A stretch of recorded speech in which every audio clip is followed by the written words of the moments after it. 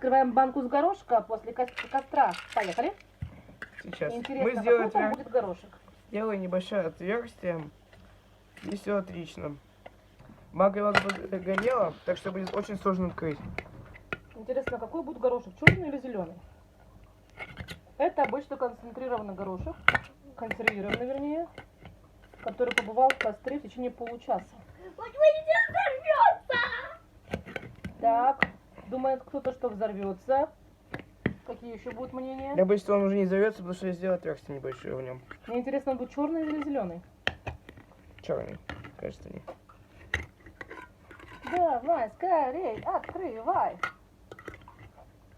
Если ты, Наташа, на камеру снимаешь. Да. Хочу поделиться своими подписчиками. Горошек оказался черным. Ну покажи, какой он там, мы не И от видим. него воняет силгарью. На руку высыпь такой. Сейчас, смотрите.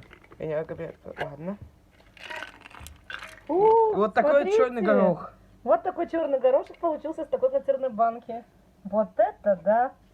Всем пока.